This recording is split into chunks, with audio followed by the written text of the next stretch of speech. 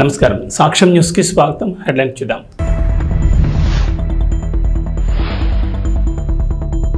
AP ప్రజలకు good news. Chandranna బీమా పథకాన్ని అమలు చేసేందుకు ప్రభుత్వం సిద్ధం.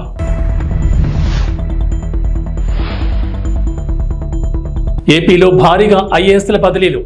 మొత్తం 19 మంది ఐఏఎస్లను బదిలీ చేస్తూ రాష్ట్ర ప్రభుత్వం నిర్ణయం.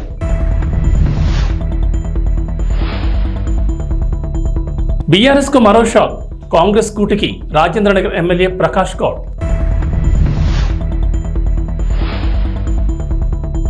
తెలంగాణలో 3 రోజుల పాటు భారీ వర్షాలు. పలు జిల్లాలకు ఎల్లో అలర్ట్ జారీ. ఆంధ్రప్రదేశ్ ప్రభుత్వం చంద్రన్న బీమా పథకాన్ని అమలు చేసేందుకు సిద్ధమైంది. ఈ మేరకు ఈ పథకానికి సంబంధించిన అర్హతలు, అవసరమైన డాక్యుమెంట్లకు సంబంధించిన సమాచారం సోషల్ మీడియాలో వైరల్ అవుతోంది. చంద్రన్న బీమా పథకం ద్వారా ప్రభుత్వం ఏపీలోని పేద, అసంఘటిత కార్మికుల కుటుంబాలకు భద్రత కల్పిస్తోంది. ఈ పథకం కింద మరణం, శాశ్వత వైకల్యంతో బాధపడుతుంటే బీమా మొత్తాన్ని లబ్ధిదారుడు కుటుంబానికి అందిస్తారు. చంద్రన్న బీమా కింద 1.5 లక్షల నుంచి 10 లక్షల వరకు బీమా కవర్ అవుతుంది. 15 రోజుల్లోపు లబ్ధిదారుల కుటుంబ సభ్యుల బ్యాంక్ ఖాతాలోకి జమ అవుతుంది. ఈ మొత్తంతో పాటుగా 10,000 తక్షణ ఆర్థిక ఉపశమనం కూడా ఏపీ ప్రభుత్వం ఇవ్వనుంది. ఈ పథకం కింద లబ్ధిదారుడు సంవత్సరానికి 15 రూపాయల ప్రీమియం చెల్లించాల్సి ఉంటుంది. ప్రభుత్వం లబ్ధిదారుడికి ఒక గుర్తింపు కార్డును అందిస్తుంది. అందులో ప్రత్యేకమైన గుర్తింపు సంఖ్య, పాలసీ సంఖ్య ఉంటుంది. క్లెయిమ్ మొత్తం ప్రత్యక్ష బ్యాంక్ బదిలీ పద్ధతి ద్వారా నేరుగా బ్యాంక్ అకౌంట్లోకి జమ చేస్తారు. లబ్ధిదారుడు ఏదైనా సమస్యను ఎదుర్కొంటుంటే వారు బీమా నమోదు, క్లెయిమ్ చెల్లింపునకు సంబంధించిన ఫిర్యాదు కోసం PDDRDAను సంప్రదించవచ్చు. ఆంధ్రప్రదేశ్ డిప్యూటీ సీఎం పవన్ కళ్యాణ్ వినూత్న నిర్ణయం తీసుకున్నారు. తనను కలిసేందుకు వచ్చేవారు బొకేలు, విగ్రహాలు, శాలువాలు తీసుకురావద్దని విజ్ఞప్తి చేశారు. వాటి బదులు ప్రజలకు ఉపయోగపడే వస్తువులు తీసుకురావాలని పవన్ కళ్యాణ్ కోరారు. తనను కలిసేందుకు వచ్చేవారు కళ్లకు ఇంపుగా కనిపించేవి, కనులకు నిండుగా కనబడేవి కాదు, 10 మంది కడుపు నింపేవి, పేదలకు ఉపయోగపడేవి తీసుకొస్తే బాగుంటుందన్నారు. ఈ పిలుపు మేరకు జనసేన పార్టీల ఎంపీలు ముందుకొచ్చారు. పవన్ కళ్యాణ్ కలవడానికి వచ్చిన సమయంలో బొకేకు బదులుగా కూరగాయల బుట్టను బహుకరించారు. ఈ వినూత్న ఆలోచనతో ముందుకొచ్చిన ఎంపీలు బాలశౌరి, ఉదయాలను పవన్ కళ్యాణ్ అభినందించారు. బొకేలు, శాలువాలకు బదులు కూరగాయలు తీసుకొస్తే అనాథాశ్రమాలకు ఉపయోగపడతాయన్నారు పవన్ కళ్యాణ్. బొకేలు, శాలువాలు కొనుగోలు చేసే డబ్బులతో అన్నా క్యాంటీన్లో కూడా సాయం చేయొచ్చని, విగ్రహాలు, శాలువాలు తీసుకురావద్దని, వాటిని ఏం చేయాలో కూడా తెలియడం లేదన్నారు. ఎంపీలు మొదలుపెట్టారు. అందరూ ఇలాగే చేయాలని కోరారు. బొకేలు, శాలువాలు బదులు కూరగాయలు మాత్రమే కాదని, వారికి తోచిన విధంగా పేదలకు ఉపయోగపడే విధంగా ఏదైనా సాయం చేయొచ్చన్నారు. శాలువాలు, బొకేలు బదులు ప్రజలు ఏదైనా సాయం చేసే ప్రయత్నం చేయాలని కోరారు. డిప్యూటీ సీఎం పవన్ కళ్యాణ్ తీసుకున్న వినూత్న నిర్ణయాలపై ప్రశంసల వర్షం కురుస్తోంది.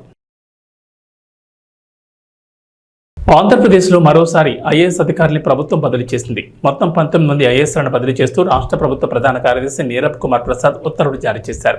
స్టాంప్స్ అండ్ రిజిస్ట్రేషన్స్ ప్రత్యేక సీఎస్గా ఆర్పి సిసోడియాను నియమించారు.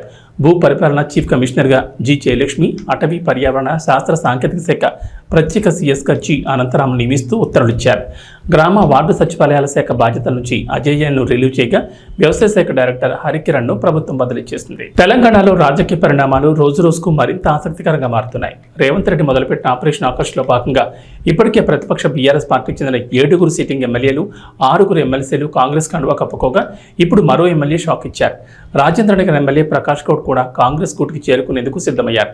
ఇప్పటికే కాంగ్రెస్ నాయకత్వంతో చర్చలు పూర్తయ్యాయని, కండువా కప్పుకోవడమే తరువాయిగా మారిందని తెలుస్తోంది. రేపు సీఎం రేవంత్ రెడ్డి సమక్షంలో ప్రకాష్ గౌడ్ కాంగ్రెస్ తీర్థం పుచ్చుకోనున్నట్లు సమాచారం.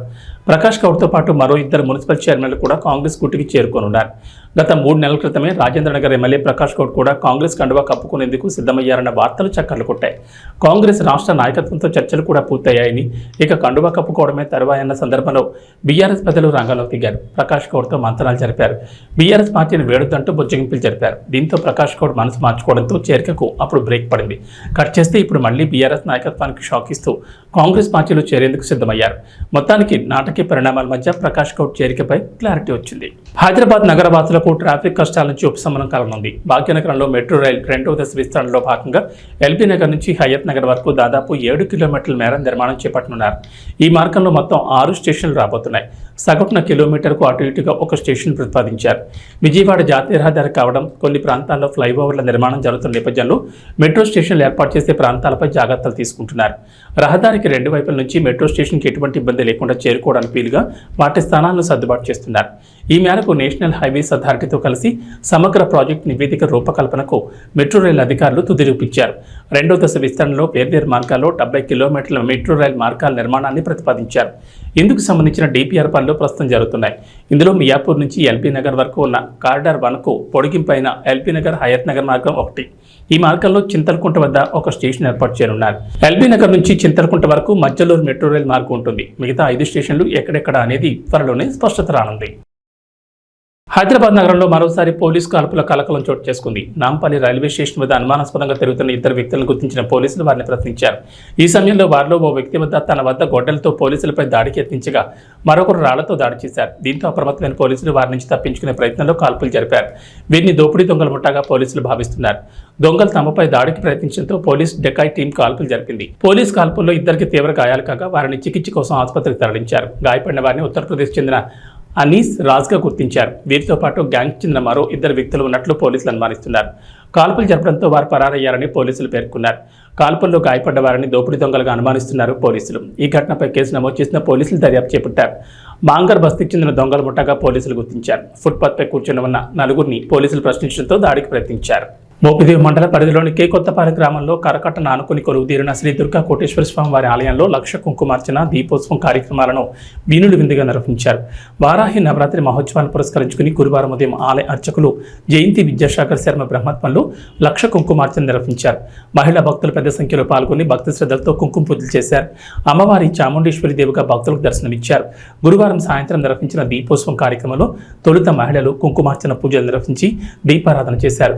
గ్రామం నుంచే కాకుండా అవనిగడ్డ, చల్లపల్లి పరిసర ప్రాంతాల నుంచి మహిళా భక్తులు పెద్ద సంఖ్యలో తరలివచ్చి ఆలయంలో నిర్వహిస్తున్న వారాహి అమ్మవారి నవరాత్రి ఉత్సవాల్లో భక్తి శ్రద్ధలతో పాల్గొంటున్నారు. 14వ తేదీ ఆదివారం సాయంత్రంతో మహోత్సవాలు ముగుస్తాయని అర్చకులు విద్యాసాగర్ శర్మ తెలిపారు.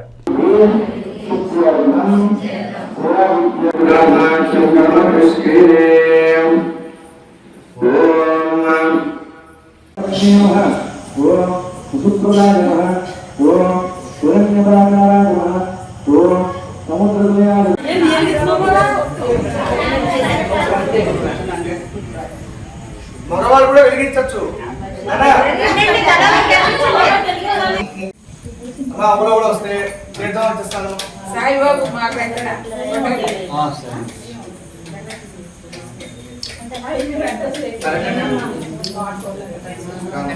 అనుగ్రహ ప్రసాద సిద్ధి ద్వారా మమ మనస్సంకల్ప సిద్ధ్యర్థం మమ సంపూర్ణ ఉపచార పూజ సహిత సంపూర్ణ లక్ష కుంకుమార్ఘ్యర్థం మమ ఉన్నత స్థానే సకల ప్రాతఃకాల శుభదినే శుభ సమయే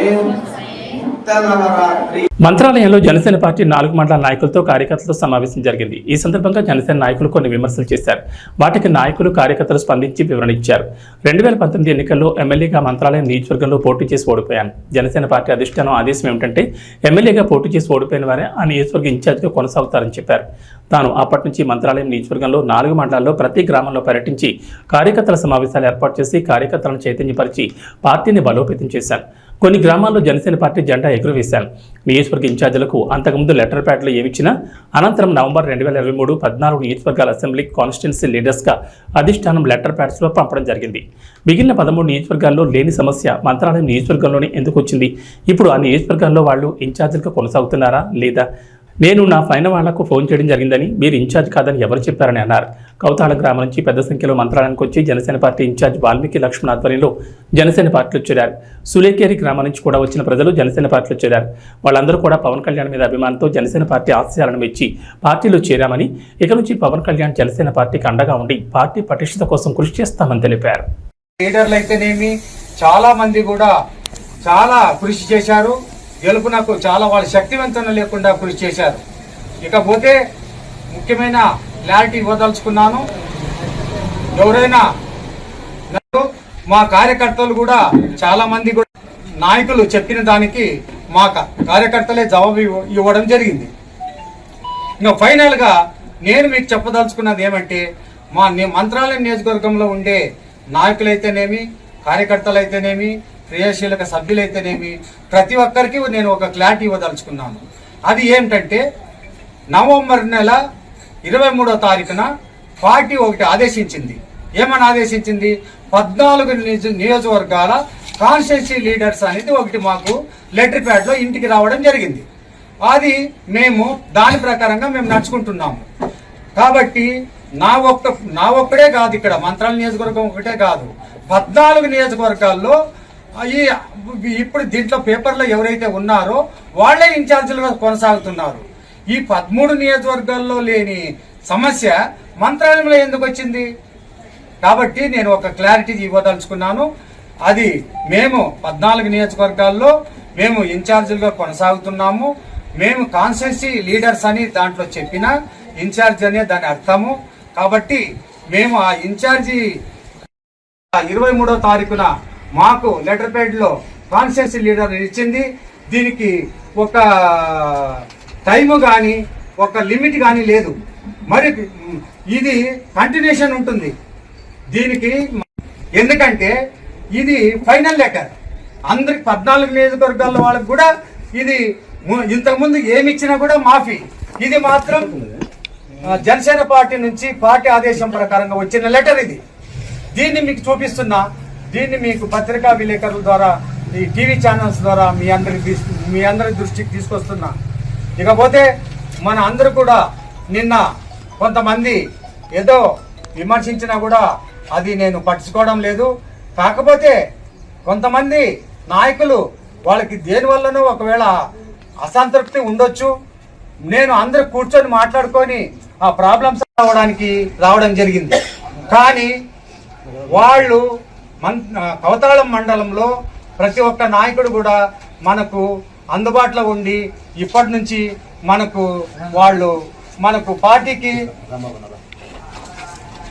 పార్టీకి అంకిత భావంతో పనిచేసి వీళ్ళందరూ కూడా పార్టీకి, పవన్ కళ్యాణ్ గారికి, మన జనసేన పార్టీకి కంకణబద్దులై వీళ్ళందరూ కూడా తప్పకుండా పార్టీ నుంచి చాలా మంది రావడం జరిగింది. వీళ్ళందరూ కూడా నేను పత్రికా ముఖంగా పేర్లు నేను తెలియజేస్తున్నాను. నేను మీ అందరికి కూడా ఒకే చెప్పదలుచుకున్నాను.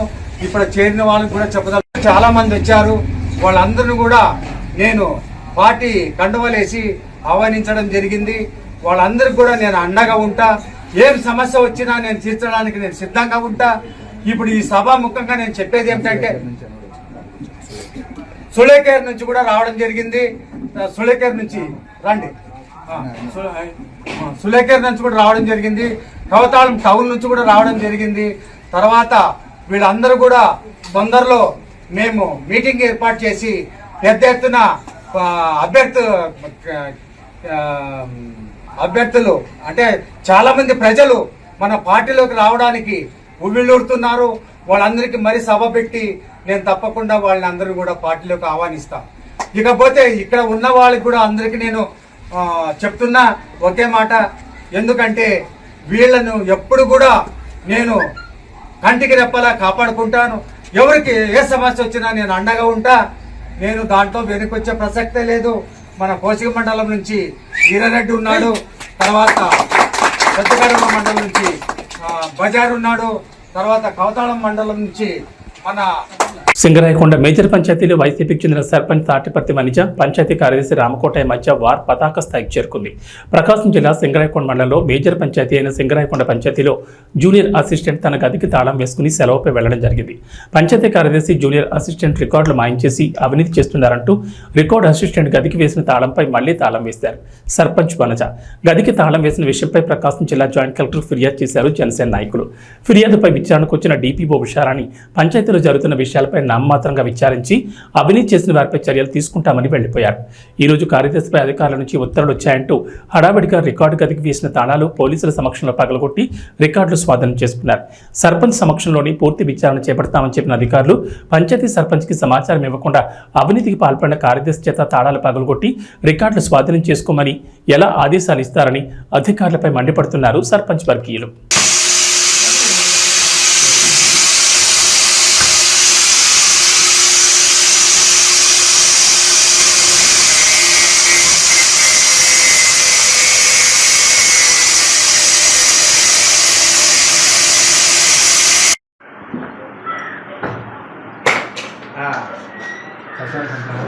వెంకటరాముడు మైలాపూర్.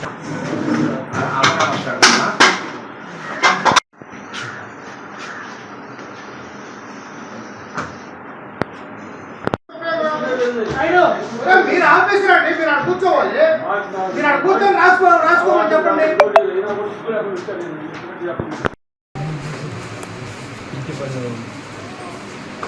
ఇంటి పన్ను కోసం ఇచ్చిన అర్జీ, ఇంటి పన్ను కోసం ఇచ్చిన అర్జీ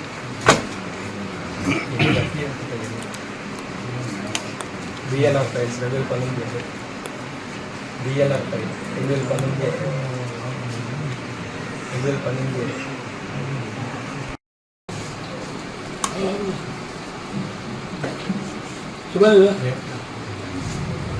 register of deposits 2008, register of deposits 2008.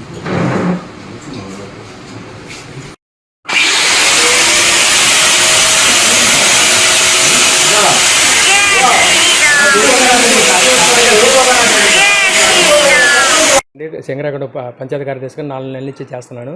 3 నెలల నుంచి గుమస్తా సిహెచ్ విజయకృష్ణ ఆఫీస్కి గైరాజరడం వలన జిల్లా పంచాయతీ అధికారి తాళాలు పగలగొట్టమని ఆర్డర్ ఇచ్చున్నారు. పోయిన నెల జూన్ 20 తారీఖు ఇచ్చారు. కొన్ని అనివార్య కార్యక్రమంలో తాళాలు ఓపెన్ చేయలేకపోయాము. ఈరోజు మళ్ళీ జూలై 11వ తారీఖు 24 hours లోపు తీయమని చెప్పి మళ్ళీ ఆర్డర్ ఇచ్చున్నారు. అందుకని గెజిట్ ఆఫీసర్లు పంచనామాకు అనుకూలంగా దానికి సంబంధించిన ఆఫీసర్లు అందరి సమక్షంలో తాళాలు పాల్గొట్టడం అయిందండి.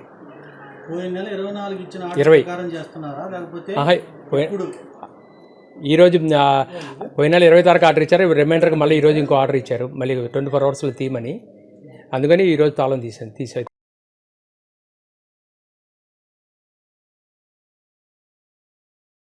ముఖ్యమంత్రి నారా చంద్రబాబు నాయుడు, డిప్యూటీ సీఎం పవన్ కళ్యాణ్ల సారథ్యంలో పౌర సరఫరాల శాఖను రాష్ట్ర మంత్రి నాదెండ్ల మనోహర్ సమగ్ర ప్రక్షాళన చేపట్టారని అవనిగడ్డ ఎమ్మెల్యే మండలి బుద్ధప్రసాద్ అన్నారు.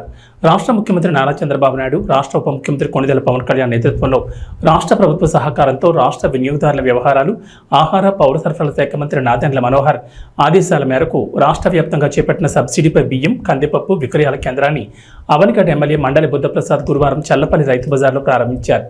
ఈ సందర్భంగా బుద్ధప్రసాద్ మాట్లాడుతూ గత ప్రభుత్వంలో సన్నబియ్యం ఇస్తామన్న మంత్రులు ఏ విధంగా మాట్లాడారో రాష్ట్ర ప్రజలు గమనించారన్నారు. రేషన్ డోర్ డెలివరీ పేరుతో ఏర్పాటు చేసిన వాహనాల ద్వారానే పలుచోట్ల రేషన్ బియ్యం అక్రమ మార్గంలో తరలించిన ఉదంతాలు అనేకం వెలుగు చూశాయన్నారు. తూకంలో మోసాలతో రేషన్ బియ్యం దోపిడీ విపరీతంగా జరిగిందన్నారు. ఇలాంటి వ్యవహారాలన్నీ అరికట్టి ప్రజా పంపిణీ వ్యవస్థను క్రమబద్ధీకరించడంతో పాటు నిత్యావసర సరుకుల ధరలు నియంత్రించేందుకు నాదెండ్ల మనోహర్ కృషి చేస్తున్నారన్నారు. అవనిగడ్డ నియోజకవర్గంలో ఎలాంటి అక్రమ రవాణా ప్రోత్సహించేది లేదన్నారు. ఈ ప్రభుత్వం అక్రమాలను సహించదని అధికారులు గుర్తించాలన్నారు. అవనిగడ్డ నియోజకవర్గంలో ఎట్టి పరిస్థితుల్లోనూ పరిపాలన పారదర్శకంగా ఉండి తీరాలని స్పష్టం చేశారు. చట్టబద్ధమైన పరిపాలన జరగాలని సూచించారు. అవనిగడ్డ నియోజకవర్గం నుంచి ఎలాంటి అక్రమ రవాణా జరుగుతున్నా అధికారులు అరికట్టాలని ఆదేశించారు. రైతు బజార్లలో ఏర్పాటు చేసిన సబ్సిడీపై బియ్యం, కందిపప్పు విక్రయ కేంద్రాన్ని ప్రజలు సద్వినియోగం చేసుకోవాలని బుద్ధప్రసాద్ సూచించారు.